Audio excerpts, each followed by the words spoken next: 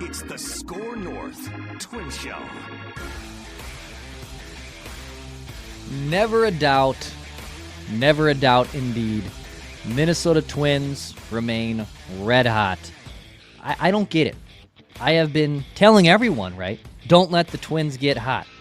Cheeky, sometimes accurate, but I've just been trying to warn people, don't let the Twins get hot, because this is what happens. You win your 10th straight game. No team in Major League Baseball has won 10 straight games this season. What's up, everyone? This is Declan Goff on the SKOR North Twins Show, little extra innings episode. If you haven't already, click the like button and the subscribe button here on the Twin Show YouTube channel. We have had, I think, our biggest surplus of subscribers over the last 48 hours, which is awesome. So thank you so much. Twins win. You guys support the show. I get it. And for the diehards that still love to come back to the show when they're losing and making y'all pissed off, I'm here regardless. So thank you to everyone who has supported the SKOR North Twins Show. Please hit the like button, subscribe button. Tell your mom, tell your friend, tell your baseball coach about the SKOR North Twins Show. Tell your best friend. I don't care. Doesn't matter to me because the Twins can't stop losing games. Can't stop winning games, I should say. So a doubleheader today in Baltimore. Things got rained out, obviously, on Tuesday. Twins were off on Monday. But then they have to do a doubleheader here today in Baltimore. Kind of a crazy... both games were a little wacky and back and forth. Doubleheaders obviously stink, especially straight doubleheaders. You got pitchers there that are trying to give their team a chance to win a ball game, and neither started today. Bailey better than Simeon for sure, but neither starter today really put his team in a position where in a doubleheader you don't have to tax your bullpen, and you get the extra man, but that's not really going to help you a whole lot. But thankfully, there was some heroics. Obviously, Kody Clemens, man, what a story. Roger Clemens' son comes up with another massive, a 3-run bomb at Orioles Park at Camden Yards. Can I just call it Camden Yards? Do I have to say Orioles Park at Camden Yards? I know Corey called it that today. Sponsorships, man. I get it, though. But Kody Clemens, the big hit. Trevor Larnach had a big RBI triple in the first game that kind of put the Twins on top. Yeah, let's talk about it here. Let's kind of break down things that happened in games 1 and 2 in case you missed it. Maybe you were working and weren't able to watch any of the game today, and now you're consuming this either now live with us on the YouTube channel or maybe on your podcast feed. So here's what happened. Twins won game 1 despite 4 errors in the field. Bailey Ober got the ball, and he pitched 4 2/3. Yeah, obviously, again, you want your starters to go deeper into games, obviously, like this, right? Double headers are hard, 18 innings. It's taxing on everyone. But Bailey's only able to go 4 2/3. And then the Twins had to use 5 guys out of the bullpen. They went to Danny Coulomb, Brock Stewart, Louis Varland, Griffin Jacks, Yohan Duran. And they had to throw 95 pitches just to get through that first game. So, not the recipe for success you want for game 1. You'll take the wins, right? You take wins anytime you get them, but that was obviously brutal. On the offensive side, Carlos Correa, he had a multi-hit game again, which is good. He got a day off on Sunday. It was important, I think, for Correa to come out and have another really strong game in game 1. He was able to do that. He rested for game 2, so only a couple games played, right, over the last 5 days for Carlos Correa, but he was hitting 5th there in the Twins lineup in the first game of the doubleheader. And then Christian Vázquez, man. Everyone writes off Christian Vázquez. Don't let the Twins get hot. Don't let Christian Vázquez get hot, dude. Batting 9th. He has an .829 OPS in his last 7 games. He hit up a huge 3-run home run in the past 7 games. 6 walks, 6 hits, 4 walks, .829 OPS. Man, that's some pretty good damage there from the 9th hitter and Christian Vázquez. Remember that about, maybe right before this winning streak started, so even before that, 3 weeks ago, Rocco Baldelli admitted that, all right, we're going to abandon kind of that 50-50 catching split that this organization has really been has stuck to for years, and they're going to give more at-bats to Ryan Jeffers, and that's been working. Jeffers has now been catching basically 2 out of 3 games, if not 3 out of 4 games, and in the lineup as a DH if they're playing a lefty, right? And Jeffers has been pretty solid at the plate. He is obviously a better hitter, but now Vasquez is basically relegated to playing maybe twice a week, maybe playing once a series essentially. But in the limited time, at least recently, Vasquez has been delivering at the plate. He had the big defensive play with Royce, obviously earlier this homestand. That was huge too. So he does have value defensively, but I mean, when you're getting that type of production from your ninth hitter and from your backup catcher, you obviously take it. Also, Brooks Lee in Game 1, this dude continues to really impress, man. You see why he was such a highly touted draft pick, one of the best prospects in the organization. I know last year was certainly far from the expectation he had of himself or that Twins fans had for Brooks Lee. It was kind of a lost year for him. He starts this year on the injured list and rehabs a little bit, plays some games in St. Paul, and Brooks Lee is now your cleanup hitter. Like, that's crazy. Like, Brooks Lee is hitting ahead of Carlos Correa. Brooks Lee batted cleanup in the first game of the doubleheader and then batted cleanup again in Game 4. Like, that's a lot of trust in a young hitter who struggled early on in his major league career. And now basically over the last, I think in the entire month of May, slugging almost 500, hitting the ball well. He can play some good defense. There were some shaky things today defensively, but I think that's more abnormal than it is the norm for Brooks Lee defensively. But you really have to like what you've seen from him here early on. Again, bat and cleanup, man. That's pretty dang impressive. But yeah, Trevor Larnach, though, RBI triple off a lefty. You got to remember that this dude doesn't. Last year, they platooned like crazy. And Trevor Larnach comes in lefty on lefty, delivers that big RBI triple. I know he had some help there from the right fielder. But Twins take Game 1. They win 6-3. Their winning streak goes in 9 games. All right. All sounds good. They are able to continue that after a long day. Then they get to do it again in Game 2. And now they have to play a straight doubleheader too. This wasn't a split situation where sometimes they do the split doubleheader, right? This was a straight doubleheader. So Twins go into Game 2, again, having their bullpen throw 95 pitches in Game 1. So you need Sim to give you some length. You need your offense, hopefully, to come through again. They sat Correa. They put Buxton at DH. They put Bader in center field. There were some injury things, too, that happened today that I'll get into later on.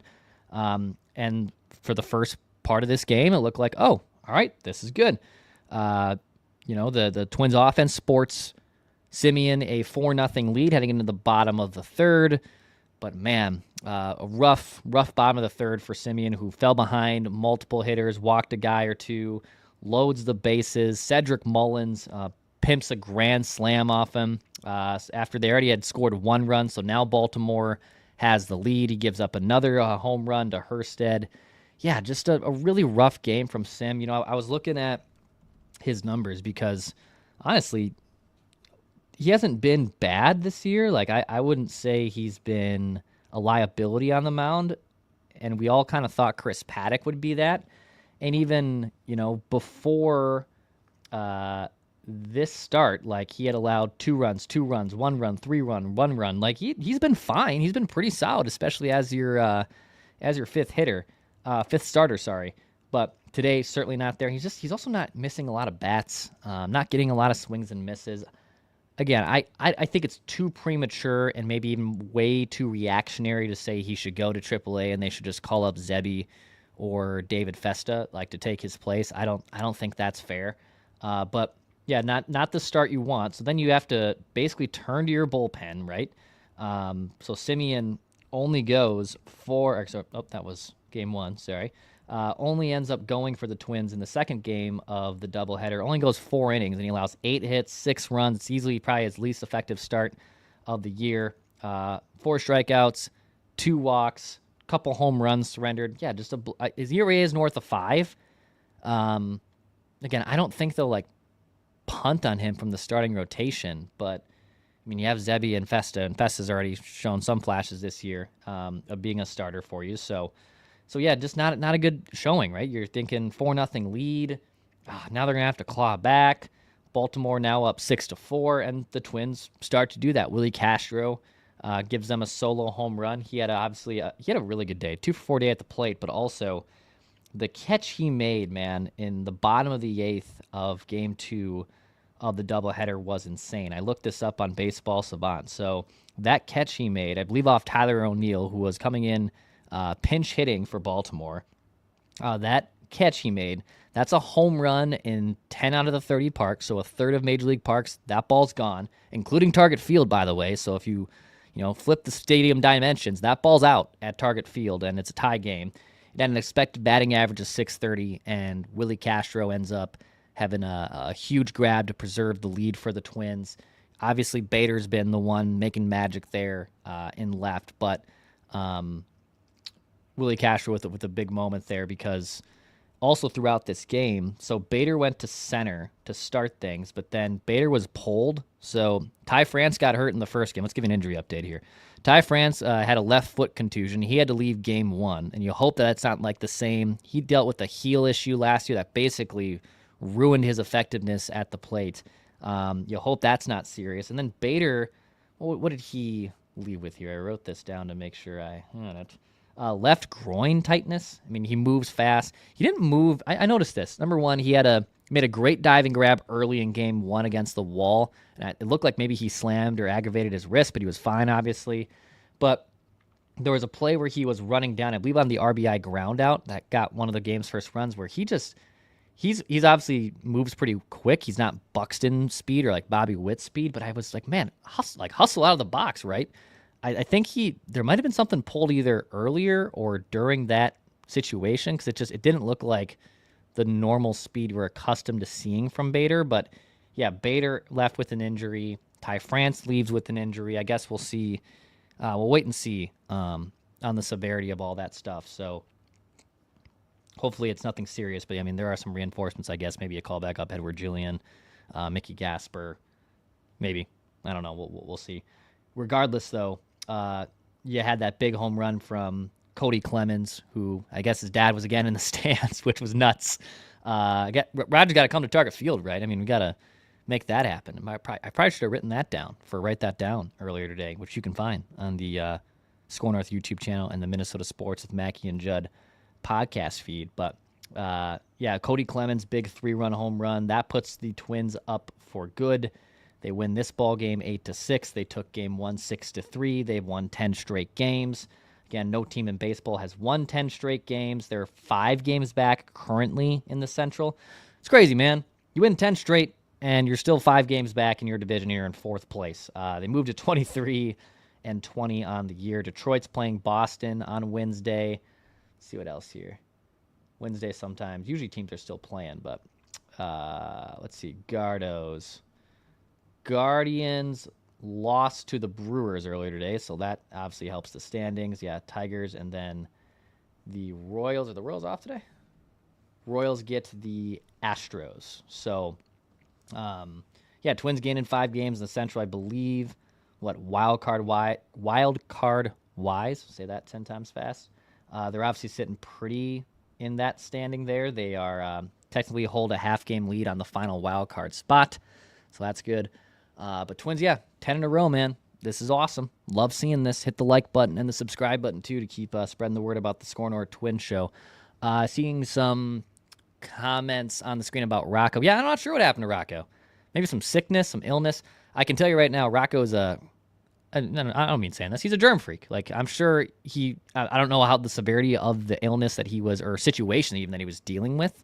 But if he's been sick before, he doesn't like getting other people sick, so I'm not sure if he was just battling a cold. I'm not sure if he had to leave the game for personal reasons. Haven't heard the latest on that. Obviously, I'm back here in the Twin Cities.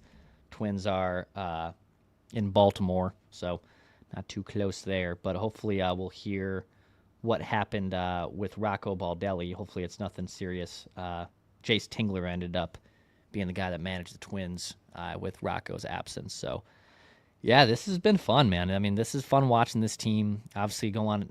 I know it's a similar thing that happened last season, and Twins fans, feeling like, are we doing this all over again? Is this deja vu? Are they going to play really well for the next 3 months only to collapse in the last 6 weeks of the season? I understand Minnesota sports fans kind of having one foot in, one foot out with this team, But, I mean, the pitching's been great. And the offense, it's not like – I think I would be more concerned if the offense was just like scoring ridiculous amounts of runs and they couldn't sustain that. They're winning these games. Like, yeah, I mean, you score 8 runs, you're typically going to win. But like 6-3, 7-3, 2-1, 3-1, 5-2, 5-2, 9-1. Like they're getting some runs, but it's been timely hitting and it's been excellent starting pitching. And they won back-to-back games in which neither starter got out of the 5th inning today. Now, I will say bullpen-wise, like taxing your bullpen, that catches up with you. You need your other starters to go length. I haven't asked anyone about this. I'm not sure how the Twins would feel about this. Maybe something I can dig in on the next homestand next week against the Guards. But I wonder what a 6-man rotation would do. You know, it would give each starter a little bit more breathing room. You lose a bullpen arm, right? Like you would lose an available arm in the bullpen, but I wonder what a 6-man rotation could do here. You got Festa and Zebby Matthews, and they're young guys, right, that need their reps, so I understand sacrificing a day might not be ideal, but, I mean, the bullpens, let's see here. They threw 95 pitches, obviously, in Game 1. Can I do some St. Cloud State math on the fly here? So Simeon threw 87 pitches. The Twins pitching staff as a whole threw $145, that minus 87. So only 58 pitches for the Twins bullpen today, which is solid, certainly. I mean, it's weird. They threw more innings in Game 2, and they threw about, 35 less pitches, which is pretty solid. Jorge Alcala, I thought, was great today. 2 innings, 1 hit, 3 strikeouts. Kody Funderburk was your extra man, so you could use Kody for just Game 2, which was big. Justin Topa getting a big hold there, too, in a big appearance. And then Cole Sands needed just 8 pitches to close things out. So, yeah, I mean, the Twins are going to wrap things up in Baltimore tomorrow. Then they go play Milwaukee. And then it's 3 games at home against Cleveland, off day next Thursday before wrapping up that homestand against KC. So won't have another off day until next Thursday. So, yeah, again, like you don't love taxing your pen that much. But the Twins sweep the Baltimore Orioles. I mean, they swept them a week ago. Brandon Hyde, man, I don't know. I know Sports Dad, Judd Zolgad said, if the Twins sweep Baltimore, does he survive this? It's a good question. This lineup and the pedigree that they have, they should be a lot better. Letting, obviously, Corbin Burns go was a decision made by them that I didn't agree with. But even if they had Corbin Burns, are they this worse? Like they're 15-26 on the season. So yeah, Brandon Hyde, I don't know. It might not be long there, but regardless, we're not the SKOR North Orioles show. We are the SKOR North Twins show. Where everyone has been warned and now is watching the benefits of the Twins getting hot. So it's been fun covering this. Obviously excited to be back at Target Field for the homestand against Cleveland on Monday. We've had a packed day here at SKOR North, obviously. So if you haven't already, go check out Purple Daily. We did some Write That Down predictions. In fact, we're going to be live again here in about an hour and 15 minutes on the Purple Daily YouTube channel, breaking down the schedule. I know the leaks are out. Once the official schedule comes out, we'll break that down. Mackie, Judd, and myself. Phil will be at Target Center. And then tonight, Wolves in 5. I see the comments. Wolves are going to hopefully try to wrap up this series against Golden State in 5 games. So we'll also have a post-game reaction with Mackie and Judd, I believe, both from the Target Center. Me back here to break things down as well. So it's a packed day. This is awesome. These are the type of days, although long and taxing, are the fun ones that we get to do here. So it'll be really fun to break that down as well. And then tomorrow we'll have a scoop session with Dukes. We'll actually have a State of the Twin, or not a State of the Twins. Sorry, that's on Monday. We'll have another Twin show. Mackie, Judd, myself. We'll break down a talker tomorrow, plus a random Twin of the week. So we got plenty of stuff. We got plenty of content, man. This is saddle up here. It'd be nice if the Wolves close us out in 5, though. It would be a little nice to make things a little easier for everyone. Get some shut eye, get some rest, but no rest for the Wicked right now. No rest for the hottest team in Major League Baseball. If you haven't already, click the like button and subscribe button. Support our sponsors too. Links to them are in the bottom of this YouTube channel. We appreciate everyone who has supported this SKOR North Twin Show. I love doing this. This is why I did it again for the second season. And again, if you guys also have like any feedback on the show or things you want to hear from the clubhouse, X's and O's wise, maybe even some goofy things, I can hopefully work up the courage to figure out stuff like that. If you want access from the clubhouse, I'm here for you. I would like to provide that for you guys. So thank you so much. Appreciate it. This is the SKOR North Twin Show. Full show tomorrow, Mackie and Judd with myself and a random twin of the week. We'll be talking at you soon.